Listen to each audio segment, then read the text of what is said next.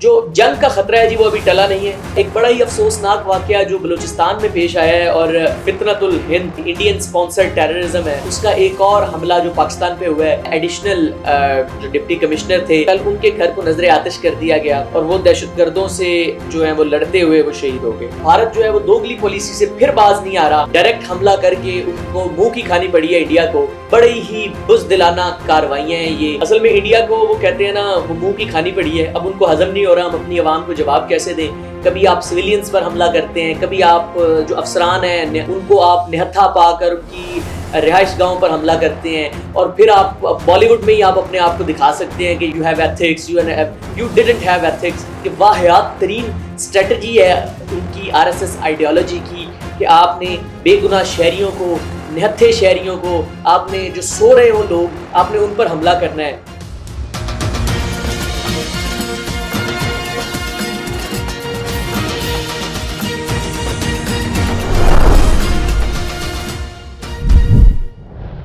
بسم اللہ الرحمن الرحیم. میں ہوں عاصم فاروق اور آپ دیکھ رہے ہیں ریاست.pk.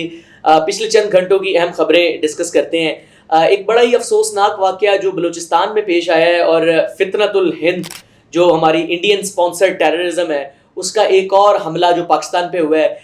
بھارت جو ہے وہ دوگلی پالیسی سے پھر باز نہیں آ رہا. ایک طرف وہ پھر یہ شو کر رہا ہے کہ جو آپریشن سندور تھا اس کا کنٹینیوٹی ہم نے پھر پاکستان پہ کوئی آپریشن کرنا ہے, اور جو انڈین بیک ٹویٹر اکاؤنٹس تھے ان سے یہ کہا جا رہا تھا.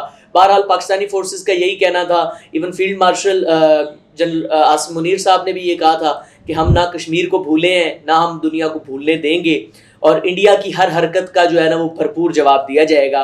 اب چونکہ ڈائریکٹ حملہ کر کے ان کو منہ کی کھانی پڑی ہے انڈیا کو, تو اب وہ اپنی پراکسی وار کے تھرو جو ہمارے بلوچستان کے اندر اپنا اسٹیٹ اسپانسر ٹیررزم کے تھرو حملہ کر رہا ہے. اور اس کا سہراب شہر ہے جی بلوچستان میں, اس کے حوالے سے ابھی تک ویسے کوئی اس کی مستند اطلاع نہیں ہے, لیکن یہ صرف بی ایل اے کا دعویٰ ہے کہ انہوں نے سہراب شہر کا کنٹرول حاصل کر لیا ہے. اس حوالے سے جو ایک کنفرم نیوز یہ آئی تھی کہ انہوں نے جو وہاں پہ سرکاری افسران ہیں ان کے گھروں کو نظر آتش کرنا شروع کر دیا تھا, اور بڑا ہی افسوسناک واقعہ اس میں پیش آیا. ایڈیشنل جو ڈپٹی کمشنر تھے سہراب کے, ان کا یہ میں آپ کو نام بتاتا چلوں, کل ان کے گھر کو نظر آتش کر دیا گیا اور وہ دہشت گردوں سے جو ہیں وہ لڑتے ہوئے وہ شہید ہو گئے. تو ایک بڑا ہی افسوسناک واقعہ ہے یہ. دہشت گرد ایڈیشنل ڈپٹی کمشنر ہدایت بلیدی یہ شہید ہو گئے. دہشت گردوں نے اور مختلف افسران کی رہائش گاہوں کو بھی نظر آتش کیا. اس کے علاوہ جو ترجمان حکومت بلوچستان ہے شاہد ہند صاحب, جب ان سے رابطہ ہوا تو ان کا یہ کہنا تھا کہ ایک بینک کو لوٹا گیا ہے. اس کے علاوہ افسران کی رہائش گاہوں کو نظر آتش کیا گیا ہے. بڑی ہی بزدلانہ کاروائیاں ہیں یہ. کبھی آپ سویلینز پر حملہ کرتے ہیں, کبھی آپ جو افسران ہیں ان کو آپ نہتھا پا کر ان کی رہائش گاہوں پر حملہ کرتے ہیں, اور پھر آپ بالی ووڈ میں ہی آپ اپنے آپ کو دکھا سکتے ہیں کہ you have ethics, you didn't have ethics. اور بھارت شاید دنیا کے وہ میں مناسب لفظ نہیں ہے کہ واحد ترین اسٹریٹجی ہے ان کی آر ایس ایس آئیڈیالوجی کی کہ آپ نے بے گناہ شہریوں کو, نہتھے شہریوں کو, آپ نے جو سو رہے ہوں لوگ, آپ نے ان پر حملہ کرنا ہے. کیوں؟ کیونکہ آپ کی آرمی, آپ کی گورنمنٹ اس قدر کیپیبل نہیں ہے کہ آپ ہماری آرمی کے ساتھ, ہماری نیوی کے ساتھ, ہماری ایئر فورس کے ساتھ ٹکرا سکیں. تو یہ ایک بڑا ہی واقعہ, اور ہم امید کرتے ہیں حکومت پاکستان بھی, میرا نہیں خیال کہ وہ ایک سیکنڈ کی بھی اس پہ مہلت دیں گے, اور صفایا ہونا چاہیے. میں آپ کو ایک چیز کوٹ کرتا چلوں. پچھلے سال آئی تھنک یہ ہمارا جب جنرل الیکشن تھے تو اس سے 3-4 دن پہلے جو تب کے DGISI تھے ندیم احمد انجم, تو ان سے ملاقات ہوئی مختلف صحافیوں کی, تو ہم لوگ بھی موجود تھے کور کمانڈر ہیڈ کوارٹر میں. سو تب آئی تھنک یہ ایران والا واقعہ ہوا تھا بلوچستان کے اندر. So I have said very clear to the DGISI جب ہمارا ٹاک ہو رہی تھی, میں کہا sir it's very clear Balochistan میں جو اس طرح کے واقعات ہیں کہ ہمارا وہاں پر بلوچستان آپ نے نو گو ایریا یعنی بن کے رہ گیا ہے. تو میں نے کہا تھا, میں کہا سر اگر یہ سیکیورٹی فیلئر ہے نا تو سر یہ آپ کی ذمہ داری ہے کہ وہاں پر جتنے ایسے عناصر ہیں جو اینٹی پاکستانی یا اینٹی اسٹیٹ کام کر رہے ہیں اور بے گناہ لوگوں کو مار رہے ہیں, تو بڑا کلیئر نیریٹو ہونا چاہیے اسٹیٹ کا کہ کچل کے رکھ دیں ایسے جو بھی عناصر ہیں.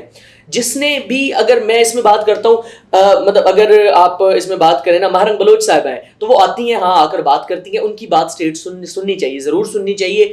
لیکن کوئی شخص اگر وائلنس کا رستہ اختیار کرتا ہے تو اس کو تھرو ہارڈ پاور بڑا سخت جواب ملنا چاہیے. اچھا, مزید خبروں کی طرف بڑھتے ہیں. جو پولیٹیکل خبر ہم آپ اس میں شامل کرتے چلیں. سمبڑیال میں جو پی ٹی آئی کا جلسہ تھا اس میں پاور شو پی ٹی آئی نے کیا اور بڑا ہی مطلب شاندار, پی ٹی آئی کے حساب سے آپ کہہ لیں تھوڑا ماٹھا تھا, لیکن جو باقی جماعتیں ہیں ان کے حساب سے بڑا اچھا پاور شو تھا پی ٹی آئی میں, مطلب اچھی تعداد انہوں نے نکال لی. پچھلے دنوں میں کیونکہ پیپلز پارٹی کا میں دیکھ رہا تھا سمبڑیال میں, ان کی پوری قیادت آلموسٹ وہ وہاں پر گئی وہاں پر, لیکن وہ اتنی تعداد کو نہیں نکال سکی. اور پی ٹی آئی کا ماشاءاللہ چند لیڈران نے یہ سب کچھ کام کر دیا. اس سمبڑیال میں ہی ایک بڑا ہی افسوسناک واقعہ پیش ہے. نیا پاکستان چینل ہے, اس کے حسنین رفیق صاحب ہیں, اینکر پرسن ہیں, ان پر جو ہے نا وہ پولیس کا شدید تشدد ہوا ہے اور اس کی مذمت کرنی چاہیے. کوئی بھی ہو, آپ کو کسی کا مطلب یہ میں پاکستان میں ہمیشہ سے کہتا ہوں کہ آپ کو اگر کسی کا نیریٹو نہیں پسند نا تو یو ڈیڈنٹ واچ اٹ, اس کو آپ ڈس لائک کریں, آپ کے پاس حق ہے. آپ تو کمنٹ بھی دے دیا ہے فیس بک نے, آپ وہاں پر کریں جی آپ جھوٹ بول رہے ہیں, آپ سچ بول رہے ہیں. اگر کسی کو کوئی ایشو ہے, وہ بندہ غلط خبر دے رہا ہے تو یو کین کوٹ ہم انٹو دا کوٹ. ایک بڑا سادہ طریقہ ہے, ابائڈ بائی دا لا. لیکن اب یہ پھر بڑا افسوسناک واقعہ ہے کہ پولیس کی جانب سے ان پر تشدد کیا گیا ہے. صحافی کوئی بھی ہو جی, اس کی سینٹٹی کا خیال رکھنا, اور یہ شاید میں سمجھتا ہوں یہ ہم پوری صحافی کمیونٹی کی کمزوری ہے کہ ہم نے یہ کہا جی کہ وہ صحافی نہیں ہے, وہ صحافی نہیں ہے. کبھی حامد میر کو کہا, کبھی عمران ریاض خان کو کہا, اور باری باری سبھی پٹتے گئے. یہ چیزیں بہت غلط ہیں اور اس پر ہمیں صحافی برادری کو ہوش کے ناخن لینے چاہیے کہ اس طرح کے واقعات پہ شدید مذمت ہونی چاہیے. اچھا, اس میں ابھی فی الحال پی ٹی آئی کے حوالے سے اور خبریں, کیونکہ 9 مئی کے جو مقدمات تھے ان میں کل 9 ملزمان جو ہیں ان کو سزائیں دے دی گئیں. اس میں سے اب جتنے اس میں ایک جو پی ٹی آئی کے وہ ایم این اے بھی شامل ہیں. P T I M N A سمیت جو 9 مئی کے سزائے یافتہ عبداللطیف, یہ پی ٹی آئی کے ایم این اے ہیں, ان کے سمیت دیگر 7 ملزمان کو عدالت نے جو ہے نا وہ گرفتاری کا ان کا حکم دیا ہے. انسداد دہشت گردی عدالت کے جج طاہر عباس سپرا نے یہ فیصلے میں قرار دیا کہ 11 ملزمان کو ٹوٹل سزا سنائی گئی. 4 کمرہ عدالت میں موجود تھے تو ان کو وہیں سے گرفتار کر لیا گیا.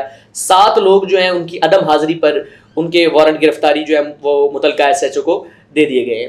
اچھا, تیسری خبر بھی پی ٹی آئی کے حوالے سے ہے, وہ یہ کہ چیئرمین پی اے سی پبلک اکاؤنٹس کمیٹی یہ جو ہے محترم جنید اکبر صاحب, اچھا اس میں انہوں نے انکشاف کیا ہے جی کہ جے یو آئی کو جو وزارت دی گئی تھی مواصلات کی, وفاقی وزیر مواصلات کی 2022 اور 23 میں, اس میں 5000 سے زائد غیر قانونی بھرتیوں کا انکشاف ہوا ہے. چیئرمین پی اے سی جنید اکبر کی زیر صدارت کمیٹی کا اجلاس ہوا. وزیر مواصلات نے غیر جو ہے نا قانونی وزارت مواصلات میں غیر قانونی بھرتیوں کا انکشاف ہوا اور آڈٹس اعتراض سے آگاہ کیا گیا, اور اس میں جو ہے نا تقریباً 10 سے 15 لاکھ روپے ایک اسامی فروخت ہوئی, اس کا بھی انکشاف ہوا ہے جی.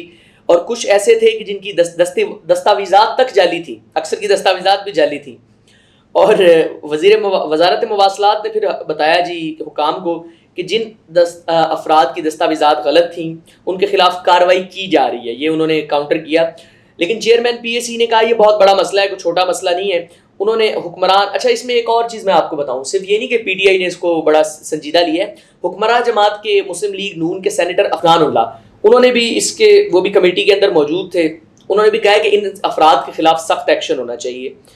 تو اس میں جو ہے نا وہ یہ نیب کو بھجوا دیا گیا ہے. جنید اکبر نے کہا ہے کہ اٹارنی جنرلز کو بلائیں اور اس مسئلے کا بتائیں, اور اس معاملے پر نیب کو بھجواتے ہوئے انہوں نے کہا ہے جی کہ اٹارنی جنرل آف پاکستان کو طلب کرنے کا فیصلہ کیا گیا ہے, اور کمیٹی نے فائنانس ڈویژن کی اجازت کے بغیر وزارت مواصلات کی جانب سے اکاؤنٹ کھولنے کا معاملہ ایک ہفتے میں یہ تقریباً حل کرنے کی اس کو ہدایت کی ہے. اور مطلب مقصد ہے کہ یہ معاملہ بڑا ہی سنجیدہ ہے جس پر یہ کیا گیا ہے. تو بہرحال آج کی خبریں یہ تقریباً پی ٹی آئی سے ریلیٹڈ تھیں. اچھا, ایک اور چیز, جو جنگ کا خطرہ ہے جی وہ ابھی ٹلا نہیں ہے پاکستان اور ہندوستان کا. اصل میں یہ خطرہ کوئی نہیں ہے, اور ہم بطور پاکستانی تو ہم سیریس لیتے ہی نہیں ہیں.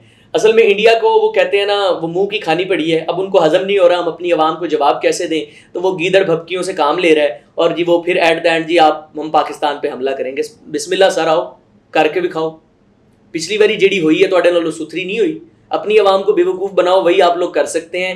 تو وہ بقول پی ایف 6 اور انڈین ایئر فورس 0, تو آپ آئیں ماشاءاللہ, انشاءاللہ آپ کو پھر ہم وہی سبق دوبارہ سکھائیں گے. بہرحال انڈیا نے پھر حملے کی بات کی ہے تو اس پہ ہم نے تو سیریس نہیں لیا, ٹرمپ صاحب نے سیریس لیا کیونکہ پاکستانی وفد ان کو ملنے گیا ہوا ہے. ہم نے, اچھا اس میں آپ کو بتاؤں, انڈیا کی جو ہے نا وہ جنگ سے انڈیا کو فائدہ ہوا ہے کہ نہیں ہوا, ہمیں ہوا ہے. ایک تو ہم نے لتر پریڈ اچھی کی ہے، دنیا کو بتایا ہے کہ ہماری فضائی برتری، ہماری فوجی برتری اور بری برتری دنیا میں کہاں تک ہے، اور یہ صرف باتیں نہیں ہیں، ہم کر کے دکھا سکتے ہیں۔ دوسرا، ڈپلومیٹک سطح پر جو پاکستان کی ایک امیج بہتر ہوئی ہے، شہباز شریف صاحب کے نیچرلی تھوڑا سا ایک نون لیگ کی امیج ڈیٹیریٹ ہوئی تھی، اور پاکستان کی امیج وہ اس قدر نہیں تھی ڈپلومیٹک لیول پر۔ اس کے بعد دنیا نے ہمیں ریسیو کیا، ایون ٹرمپ صاحب نے بھی کل کہا ہے جی کہ مجھے انتظار ہے، پاکستانی حکومت کے نمائندے آ رہے ہیں اگلے ہفتے تو میں ان کے انتظار میں ہوں۔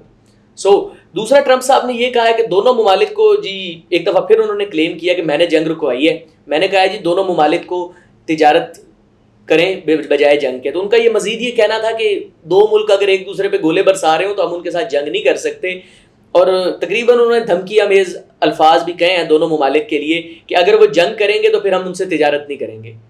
تو بہرحال پاکستان جو وزیر اعظم پاکستان، ترکیہ، ایران اور آذربائیجان کے انہوں نے دورے کیے، اب وہ روس پہنچے ہیں جی۔ تو اس میں بتایا جا رہا ہے کہ $2.6 بلین کی کوئی ڈیل ہے، وہ بھی آفر کی جا سکتی ہے روس میں۔ تو میں سمجھتا ہوں کہ ساڈے واسطے چاندی چاندی ہو گئی ہے۔ تو بہرحال ٹرمپ صاحب نے ایک اور بات کی غزہ کے حوالے سے، اور میں یہ دعا کرتا ہوں اللہ کرے کوئی حل نکل آئے، کیونکہ ہم مسلم حکمران تو وہ کیا کہتے ہیں کہ ہم نے کچھ پی کے ہم سوئے ہوئے ہیں۔ ٹرمپ صاحب نے کہا ہے کہ ہم غزہ میں ایک معاہدے کے بہت قریب ہیں، اور ایران کے حوالے سے بھی انہوں نے کہا ہے میرا خیال ہے ہم ایران کے ساتھ بھی معاہدے کے قریب ہیں۔ ٹرمپ صاحب نے بڑی اچھی بات کی ہے کہ اگر پورے مشرق وسطیٰ پر ہم بم برسائے بغیر ایران سے معاہدہ کر لیں تو یہ بڑا شاندار ہوگا۔ تو یہ تھی آج کی کچھ خبریں، اسی کے ساتھ اجازت دیجیے، انٹل دا نیکسٹ ٹائم، اللہ حافظ و ناصر۔